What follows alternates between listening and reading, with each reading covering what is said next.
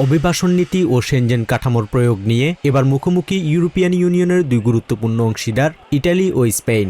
North আফ্রিকার অঞ্চল সেউতায় সম্প্রতি হাজার হাজার অভিবাসন প্রত্যাশীর প্রবেশকে কেন্দ্র করে স্পেনের সাথে সীমান্ত নিয়ন্ত্রণ শুরু করে ইটালির জর্জিয়া মেলোনি সরকার।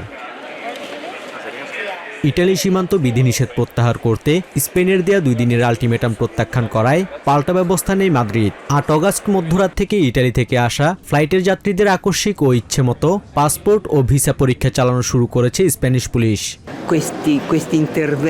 আমি ভেবেছিলাম হয়তো বিমানবন্দরে পাসপোর্ট বা প্রবেশের প্রমাণপত্র চাওয়া হবে, কিন্তু আমাদের ক্ষেত্রে তেমন কিছুই চাইনি।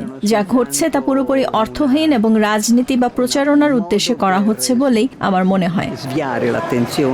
ইটালি দাবি করছে অবৈধ অভিবাসীদের অবাধ যাতায়াত রুখতেই এই কড়াকড়ি 15 অগাস্ট পর্যন্ত কার্যকর থাকবে। তবে স্পেন বিষয়টিকে অন্যায় এবং ইউরোপের ঐক্যের জন্য চরম ক্ষতিকর বলে অভিহিত করেছে। দুই দেশের মুক্ত যাতায়াত চুক্তি স্থগিত হয়ে এমন সীমান্ত কড়াকড়ি বৃদ্ধি পাওয়ায় ভোগান্তিতে পড়েছেন সাধারণ পর্যটক ও যাত্রীরা। Basudev Nath, TVN24 news desk.